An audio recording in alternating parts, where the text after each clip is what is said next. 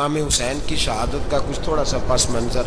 حالانکہ اس دھرتی پہ، اس کائنات پہ صبر، شجاعت، استقامت اور حوصلہ جس سے کائنات سیکھے گی وہ صرف امام حسین ہی ہے.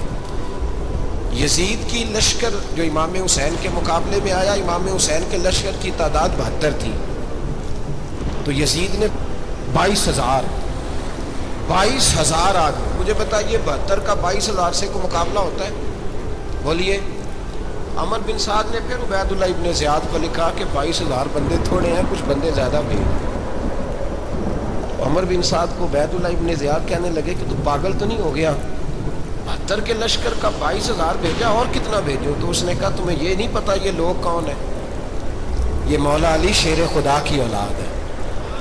ان میں ایک ایک شخص ایسا ہے جو 1,000 کے مقابلے میں لڑنا جانتا ہے. حضرت مولا علی شیر خدا کے بعد مسلمانوں کے متفقہ امیر بنے تھے حضرت امیر معاویہ. انہیں امیر کس نے بنایا تھا؟ امام حسن نے. حضرت علی کے بڑے صاحبزادے حضرت امام حسن نے ان سے صلح کی، انہیں خلافت دی. اور صحیح بخاری میں نبی پاک نے فرمایا تھا میرا بیٹا حسن سردار ہے، جب مسلمانوں کی جماعتوں میں لہو بہہ جائے گا تو حسن ان کی صلح کرا دے گا. وہ صلح امام حسن نے کرائی. جناب امیر معاویہ امیر بن گئے. حضرت امیر معاویہ رضی اللہ تعالیٰ عنہ بڑا پیار کرتے تھے نبی پاک سے، بڑا احترام کرتے تھے حضور کے خاندان کا.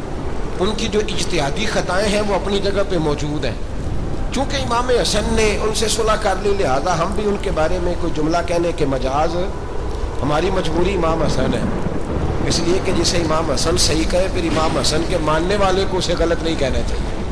حضرت امیر معاویہ رضی اللہ تعالیٰ عنہ کا جب وصال ہوا تو حضرت امام حسن پہلے ہی ان سے وصال کر گئے، آپ کو زہر دے دیا کہ آپ شہید ہو گئے.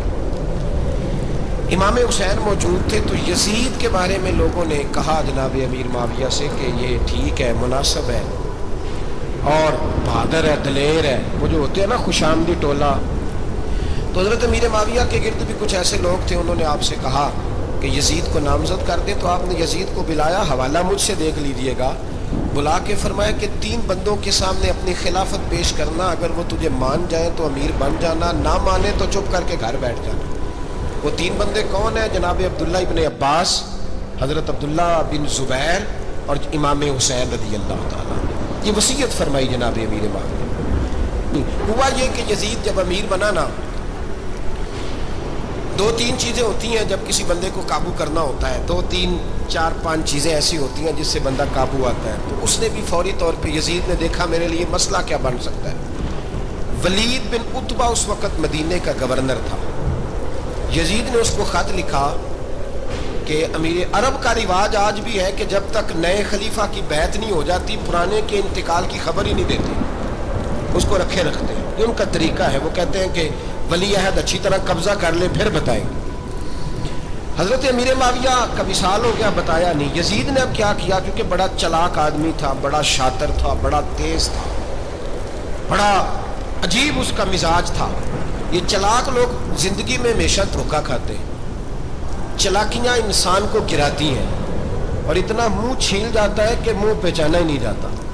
بندہ اپنے آپ کو رب رسول کے حوالے کر دے تو اللہ بڑی بہترین جزائیں عطا کرتا ہے. یہ لوگ تیزی دکھاتے ہیں بعض. تو یزید بھی تیزی دکھانے والا تھا. اس نے ولید کو خط لکھا، کہنے لگا کہ فوری طور پہ عبداللہ ابن عباس کو بلاؤ اور اسے کہو میری بیعت کریں. یہ جو بیعت ہوتی تھی نا، یہ بھی سن لیں کیا ہوتی تھی. یہ بیعت حلف ہوتا تھا. حلف کہ میں اللہ رسول کے نام پہ حلف دیتا ہوں کہ میں یزید کی اطاعت کروں گا، میں اس کے خلاف کوئی بغاوت نہیں کروں گا. یہ بیعت لوگ سمجھتے ہیں کہ بس ہاتھ پکڑنے کا نام بیعت تھا. اس بیعت کا متبادل جمہوری ملکوں کے اندر ووٹ آیا ہے، اس کا متبادل لفظ. تو کہا بیعت کرے. حضرت عبداللہ ابن عباس کو بھی بلاؤ، عبداللہ بن زبیر کو بھی بلاؤ، امام حسین کو بھی بلاؤ. امام حسین آدھی رات کے وقت بیٹھے تھے مسجد نبوی میں، چونکہ 5 نمازوں کی آپ امامت کرتے تھے. امام حسین نماز پڑھا کے عشاء کے بیٹھے تھے. جناب عبداللہ بن زبیر، عبداللہ بن زبیر کون تھے؟ یہ نبی پاک صلی اللہ علیہ وسلم کے پوتے تھے اور جناب صدیق اکبر کے نواسے تھے.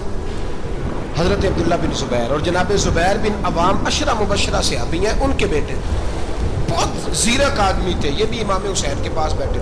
عبداللہ ابن عباس بھی تھے جو حضور کے چچا کے بیٹے ہیں، اس امت کے پہلے مفسر ہیں قرآن پاک. یہ لوگ بیٹھے تھے تو ولید نے ایک بندہ بھیجا، اس نے آ کے کہا جناب آپ کو گورنر صاحب نے بلایا ہے۔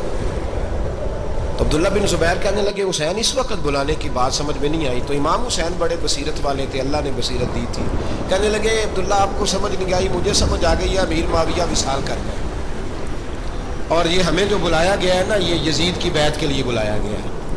تو کہا پھر آپ آدھی رات کو نہ جائیں، آپ کے لیے خطرہ ہوگا۔ تو امام حسین فرمانے لگے خطرہ حسین کو نہیں ہوتا، حسین کو خطرہ نہیں۔ کہا پھر بھی آپ مہربانی کریں ذرا احتیاط سے جائیں۔ تو جناب عبداللہ ابن زبیر نے، عبداللہ ابن عباس نے 14 بندے نیزے دے کے تلواریں دے کے امام حسین کے ساتھ بھیجے اور کہا کہ امام حسین اگر اس نے کوئی غلط ملت بات کی نا زبردستی بیعت کرنے کا کہا تو آپ بس کوئی ایک بات اونچی آواز میں کر دینا، یہ سپاہی پیچھے آ جائیں گے۔ امام حسین ان 14 بندوں کو لے کے گورنر ہاؤس پہنچ گئے۔ جب آپ وہاں پہنچے اس نے بتایا، اس نے کہا جی حضرت امیر معاویہ انتقال کر گئے اور آپ نے یزید کی بیعت کرنی ہے۔ تو امام حسین فرمانے لگے میں چھپ کے بیعت نہیں کروں گا، مجمع لگاؤ، جمعے والے دن اعلان کرو، جو طریقہ ہے حضرت ابوبکر صدیق کا، جو طریقہ ہے حضرت عمر فاروق کا، جو انداز حضرت عثمان غنی کا ہے، جو مولا علی کا ہے، سر عام اعلان کرو، اگر ساری دنیا یزید کی بیعت کرے گی تو میں بھی تیار ہوں۔ تم مجھ سے بیعت لے کے بھی لوگوں کو بتانا چاہتے ہو کہ حسین بیعت ہو کر رہے ہیں تو تم کیوں نہیں کر رہے؟ میں عام آدمی نہیں ہوں لہذا چھپ کے بیعت نہیں کرتا۔ جب یہ بات کی نا تو ولید بڑا نرم دل تھا اور امام حسین کی شان کو جانتا تھا، وہ جانتا تھا یہ نبی پاک کا خاندان ہے۔ اس نے کہا جی مجھے تو حکم تھا، باقی آپ حضور کے نواز ہیں، میں کر کچھ۔ وہاں ایک بڑا بدبخت شخص بیٹھا تھا عبد الملک بن مروان، وہ ولید سے کہنے لگا کہ اگر حسین آج تمہارے ہاتھ سے نکل گئے تو تمہارے لیے بہت بڑا مسئلہ کھڑا ہو، انہیں جانے نہ دینا، یا بیعت کراؤ یا ان سے کہو جنگ کے لیے تیار ہو۔ تو امام حسین رضی اللہ تعالیٰ عنہ کے کانوں میں آواز گئی تو فرمانے لگے ابن مرجانہ اگر تیرے اندر جرت ہے تو آ سامنے حسین کے، اس کے کانوں میں باتیں نہ کر، کانا پھوسی نہ کر، باہر آ میدان میں، شرارت نہ کر، باہر آ، میں تمہیں ابھی بتاتا ہوں کہ حسین سے مقابلہ کرنے کا انجام کیا ہے۔ یہ کہہ کے امام حسین باہر نکلے، اپنے بھائی محمد بن انفیہ کو بلایا، عبداللہ بن زبیر، عبداللہ ابن عباس، ڈھیر سارے لوگ اکٹھے ہو گئے۔ فرمایا یہ معاملہ ہے، اب کیا کرنا ہے؟ امام علی مقام ووٹ ہی مانگ رہا تھا نا یزید، اور پھر اس نے بڑے بڑے لالچ دیے۔ اس نے کہا کہ آپ 5-4 صوبے ہیں جس کی گورنری مرضی رکھ لیں، دولت آپ کی مرضی کی۔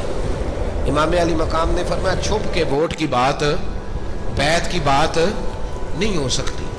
آپ نے جا کے لوگوں سے مشورہ کیا تو وہ کہنے لگے حضور وقت ابھی مناسب نہیں ہے، آپ اس طرح کریں یہاں رکے، ہم مکے سے، عراق سے، کوفے سے لوگوں کو بلاتے ہیں، یہاں ایک بڑی مجلس مشاورت قائم کرتے ہیں۔ امام حسین فرمانے لگے اگر تم مشاورت قائم کرو گے تو ولید اور عبد الملک بن مروان وہ تو جنگ کرنے کو تیار ہے، اور نبی پاک نے فرمایا ایک مینڈا ہوگا جس کی وجہ سے مدینے کی گلیوں میں لہو بہے گا۔ فرمانے لگے میں وہ بکرا، وہ مینڈا نہیں بننا چاہتا۔ کہا پھر آپ کیا کریں گے؟ تو امام حسین رو پڑے، فرمانے لگے میں مدینہ چھوڑ جاؤں گا لیکن مدینے کی حرمت پامال نہیں ہونے دوں گا۔ امام علی مقام آدھی رات کے وقت نکلے، سیدہ فاطمہ کا دروازہ ایک اس دن تھا جس دن حضرت مولا علی کوفے چلے گئے، اور دوبارہ آج تالا لگا جب امام حسین نکلے۔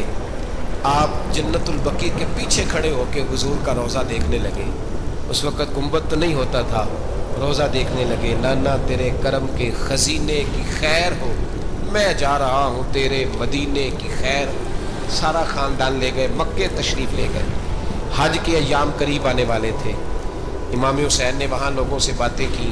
جب امام حسین وہاں سے پہنچے تو کوفے سے خط آنے لگے۔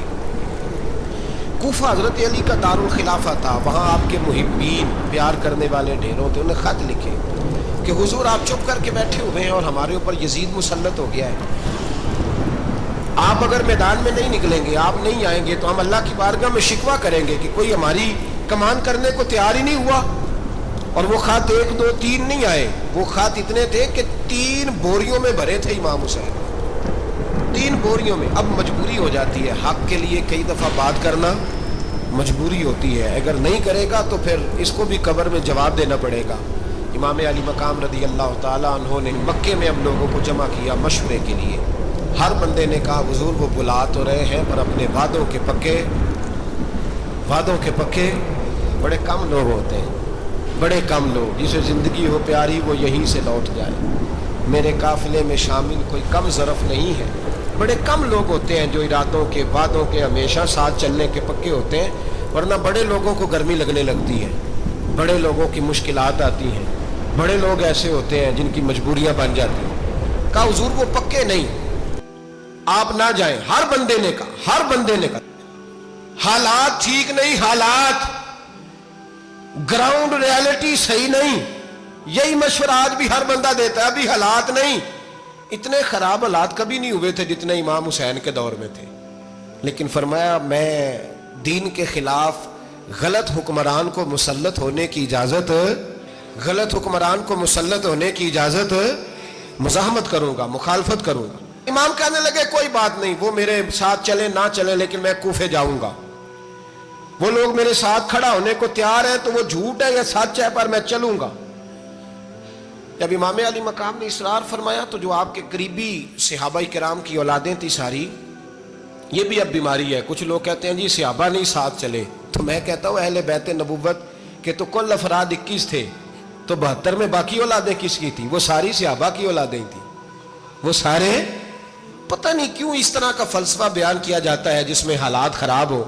حضرت سیدنا امام علی مقام کو جب بہت زیادہ کہا گیا نا، تو امام حسین رضی اللہ تعالیٰ عنہ نے فرمایا چلو میں ایک کام کرتا ہوں، مسلم بن عقیل کو بھیجتا ہوں. حضرت علی کے بھتیجے ہیں، امام حسین رضی اللہ تعالیٰ عنہ کے چچا کے بیٹے ہیں، حضرت عقیل کے صاحبزادے مسلم بن عقیل. بڑے سمجھدار آدمی تھے، معاملہ فہم تھے، بڑے جری تھے. اتنا زبردست مشورہ کم لوگ دیتے ہیں جتنا حضرت مسلم بن عقیل دیتے تھے. ان کو بھیجا گیا.